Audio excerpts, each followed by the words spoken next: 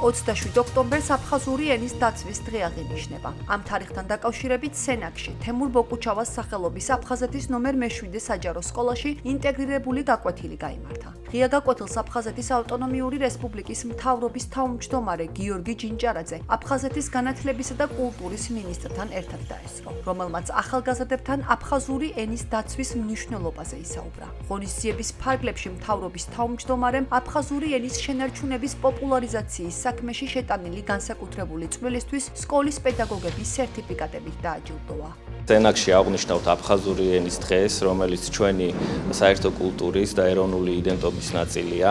აფხაზური ენის შენარჩუნება, დაცვა და მისი განვითარება აფხაზეთის მთავრობის ერთ-ერთი მნიშვნელოვანი ამოცანაა და სახელმწიფოსი შესაბამისად ამ მიზნით ჩვენ ხელს უწყობთ, რომ განსაკუთრებული მნიშვნელობა დაეთმოს აფხაზური ენის ინტერესის გაჩენას და პოპულარიზაციას საგანმანათლებლო დაწესებულებებში. დღევანდელ დღესთან დაკავშირებით თულითადი მადლობა გამოვხატეთ აფხაზური ენის პედაგოგების მიმართ, რადგანაც მათი როლი უმნიშვნელოვანესია ჩვენს ახალგაზრდებში.